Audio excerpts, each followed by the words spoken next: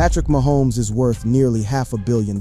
He could buy almost anything he wants, yet he still lives in ways that feel surprisingly ordinary, from driving himself around town to eating at chain restaurants and avoiding the flashy lifestyle most superstars embrace. Mahomes has stayed remarkably down to earth. So why does one of the richest athletes in the world live like an average Joe? Let's find out. Let's get the numbers straight first, because it's the whole reason this story exists. In 2020, fresh off his first Super Bowl win, Mahomes signed a 10-year contract extension with the Kansas City Chiefs that was initially reported to exceed $400 million, with a base value of $450 million, that reached a total potential value of $503 million with performance escalators. That agreement made him the first $500 million athlete in professional sports history. For perspective, at the time of the signing, the NFL's all-time earnings leader was Drew Brees, who had made approximately $245 million over his entire career. Mahomes topped that with one signature at an age when most guys are still figuring out their first apartment lease. The deal has been reshaped since then, because that's how NFL money works. Nothing stays static. In 2023, the Chiefs restructured the deal to pay Mahomes $210.6 million between 2023 and 2026, the largest four-year cash total in NFL history, ensuring his compensation remained aligned with the rapidly rising quarterback market. More recently, Mahomes signed an 8-year, $504,750,000 contract with the Kansas City Chiefs, including $397 million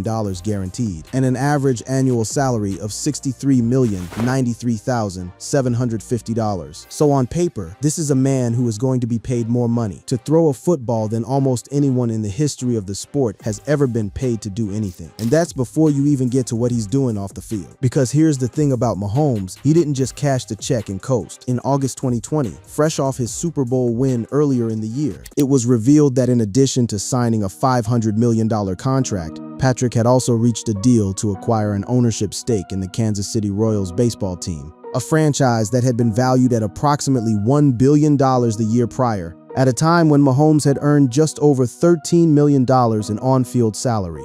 That's not a guy buying a boat. That's a guy buying equity. He kept going.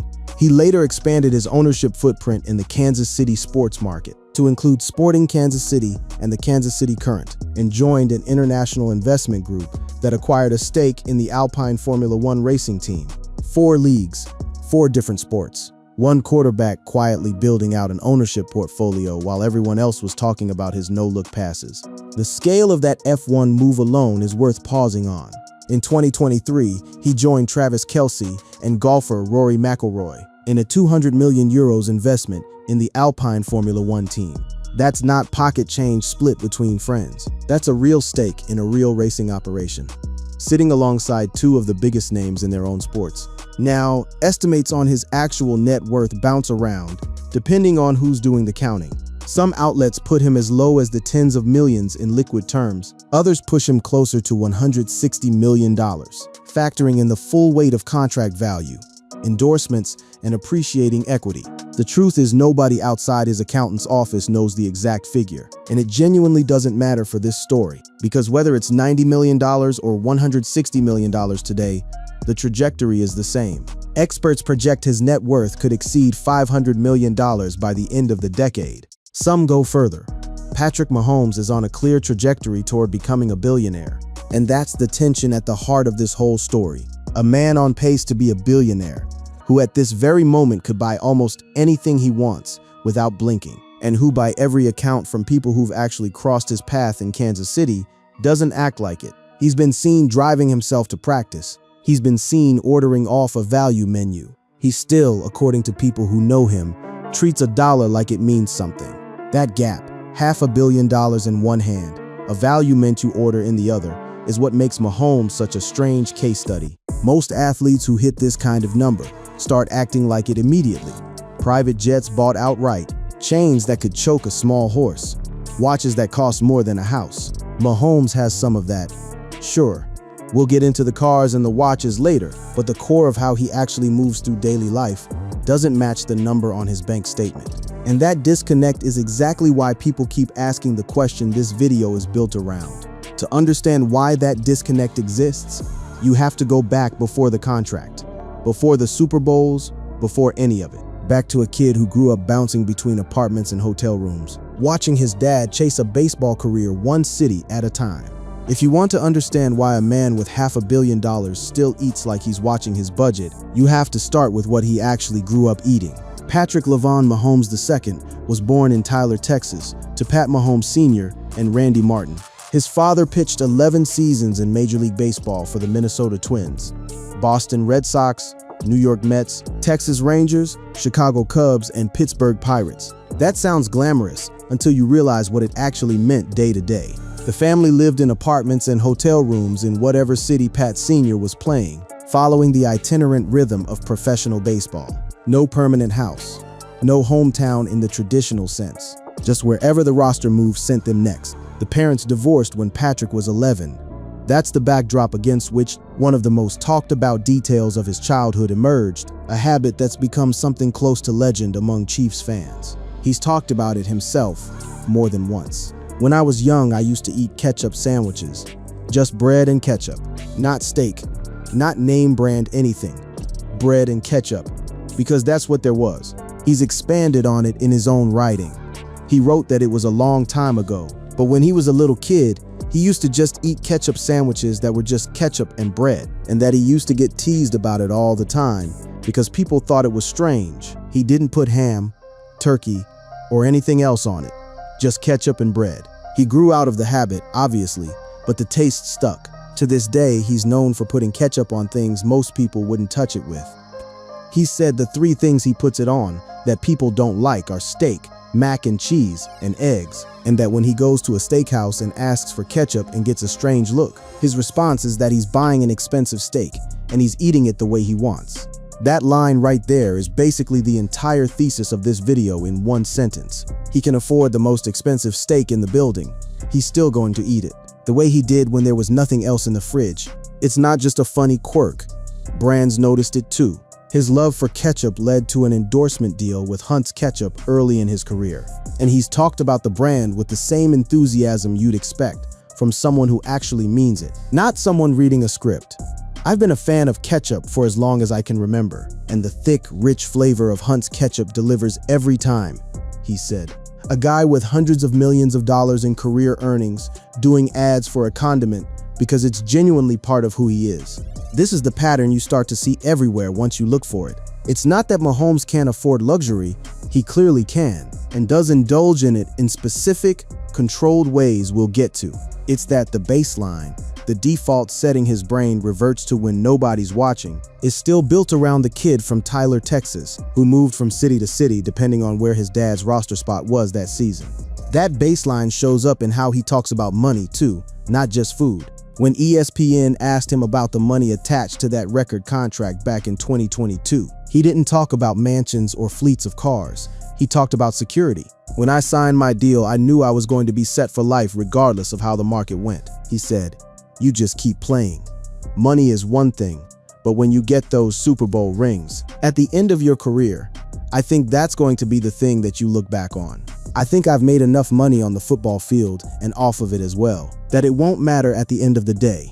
Read that again. A man with a $500 million contract saying money won't matter at the end of the day.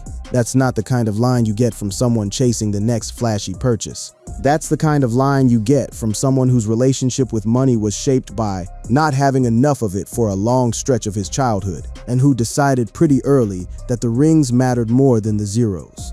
It fits with something else people close to him have noticed, his approach to contract negotiations themselves, rather than squeezing every last dollar out of the Chiefs, the way some quarterbacks have with their teams. Reports have described him prioritizing keeping his cap number workable, so the front office can build a roster around him. That's a guy leaving money on the table by choice because winning outranks the number. And that upbringing explains something else that becomes important later. Why, even as the ownership stakes and endorsement deals piled up, his day-to-day habits barely moved. The kid who ate ketchup sandwiches because that's what was around grew into the man who still orders off a value menu because, frankly, he likes it, and because scarcity leaves a mark that doesn't just disappear once the bank account changes.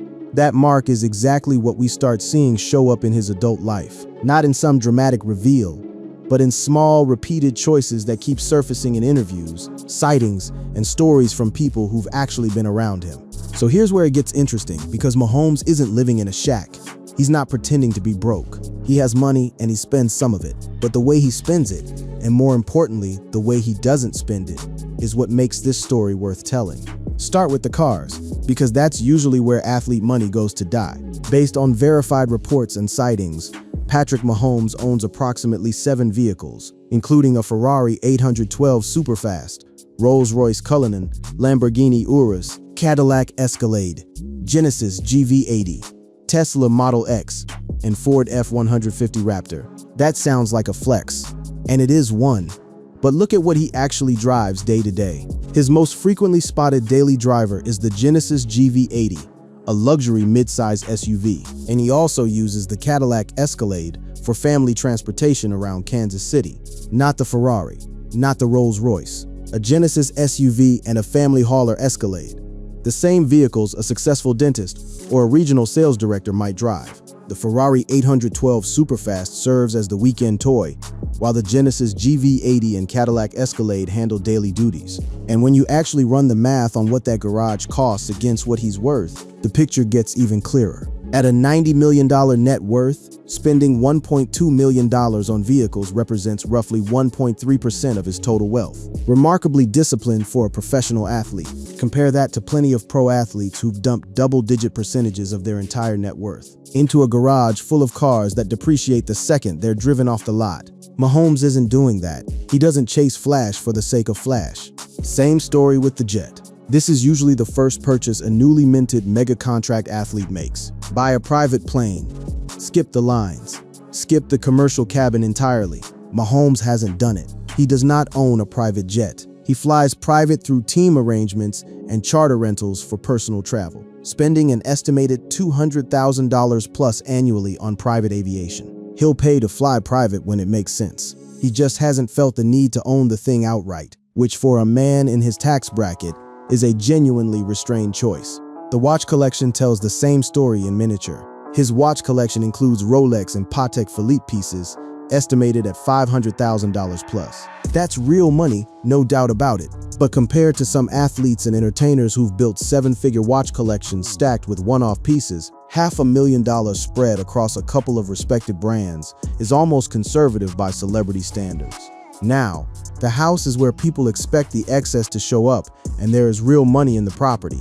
His primary residence is a custom-built compound in Belton, Missouri, featuring a 50-yard football field with a soccer net. And according to Architectural Digest, he purchased the land for $400,000 and constructed a rambling residence designed around his family's lifestyle. His crown jewel is an 8-acre estate in Belton, Missouri, which features a custom half-football field, complete with his logo in the center, a private golf hole, and a massive trophy room. But even here, notice what he actually said about the decision. He didn't build a fortress to show off. I actually decided to get the land, to get ready to build that right when I signed my contract here in Kansas City, he explained in Netflix's quarterback documentary. It was about planting a flag in the city that drafted him, not about constructing a monument to his own wealth. He also holds property in Texas, a $3.37 million mansion in Westlake, Texas, and has recently offloaded older properties as his family and security needs have grown. That's practical real estate management, not a trophy hunt. Now here's the piece that really seals the average Joe comparison: the food. This is a guy who could have a personal chef flying in ingredients from 3 continents every night, and by all accounts, he still gravitates toward the same fast food and casual chain spots a regular guy in Kansas City would hit after a long day. The ketchup habit we covered earlier isn't some one-time childhood story he tells for laughs. It's a genuine, ongoing part of how he eats, and it's followed him into adulthood at actual steakhouses, on actual dates, in front of actual servers who give him strange looks. Put all of that together: the daily driver SUV instead of the supercar, the charter flights instead of an owned jet, the mid-range watch collection instead of an 8-figure one, the family home built for community roots rather than for Instagram, and the fast food adjacent diet topped with the same condiment from his childhood. And you start to see the actual shape of this story. It's not that Mahomes lives in poverty-adjacent conditions. It's that every spending decision he makes seems to be run through a filter of "do I need this?" rather than "can I afford this?" Those are two very different questions, And most people who suddenly have $500 million stop asking the first one entirely. Which brings us to the part of this story that explains why he can afford to think this way. Because behind the ketchup and the SUV, there's a business mind that's been quietly building something much bigger than his playing contract. Here's the piece that ties everything together. Mahomes isn't frugal because he's naive about money. He's frugal because he understands exactly what money is for, and spending it on a fourth supercar isn't it.